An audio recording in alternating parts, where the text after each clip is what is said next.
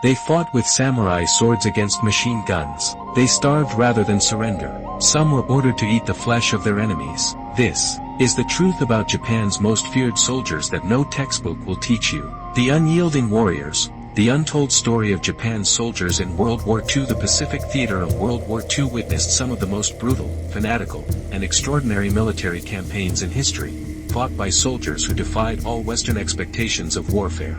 These were not just men with guns, they were warriors bound by an ancient code, pushed to unimaginable extremes, and willing to fight to the last breath. This is their story, one of unshakable loyalty, terrifying tactics, and a war mentality that still echoes through history. Imagine being trained that surrender was worse than death, then sent to fight in jungles where 90% of your comrades would die. This was the reality for every Japanese recruit. When Japan entered World War II, its soldiers carried more than rifles, they carried the legacy of the samurai. The Bushido code, once the guiding principle of feudal warriors, had been revived and twisted into a doctrine of absolute sacrifice. Surrender was dishonor. Death was duty.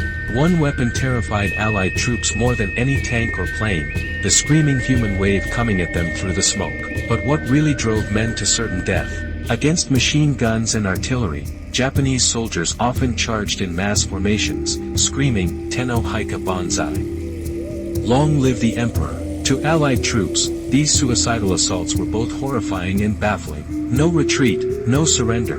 While Western armies had rules for honorable surrender, Japanese soldiers were taught that capture meant disgrace. Many fought until they were the last man standing, or detonated grenades against their own chests. The nightmare of the Pacific jungles, in places like Guadalcanal, New Guinea, and Burma, Japanese forces used the terrain to their advantage, launching ambushes, tunneling through mountains, and surviving in conditions that would break most armies. The horrors of war, starvation, cannibalism, and desperation. As the war dragged on, Japan's supply lines collapsed. Cut off from reinforcements and food, soldiers in isolated garrisons faced choices that descended into nightmare. The chilling reality of cannibalism. In some extreme cases, starving Japanese troops resorted to eating the flesh of fallen enemies, and even their own dead. Declassified documents and survivor testimonies confirmed that this was not random savagery but, in some instances, officially sanctioned under desperate orders. Living off the land, and the unthinkable,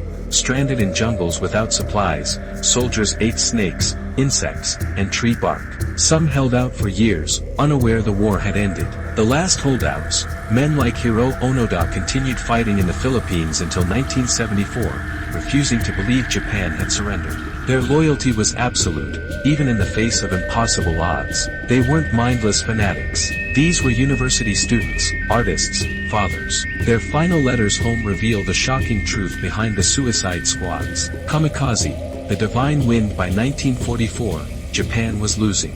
Outnumbered and outgunned, they turned to the most extreme tactic of the war, suicide attacks.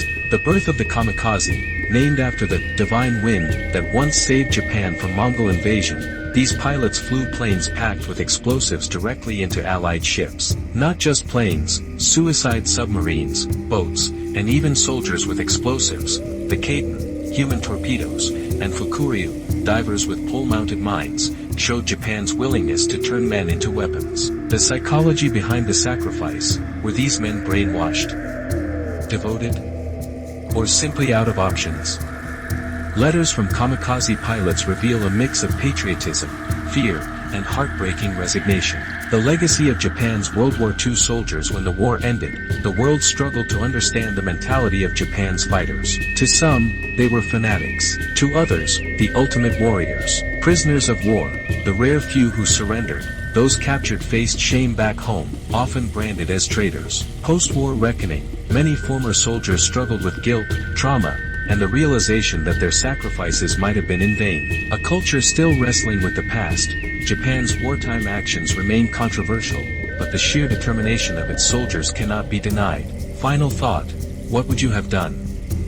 These men fought in conditions beyond comprehension, driven by loyalty, fear, and an unbreakable code. Their story is not just about battles, but about the extremes of human endurance, the horrors of war, and the thin line between courage and fanaticism. They called them fanatics, savages, demons. But before you judge, ask yourself, could you have held on one more day in that hell?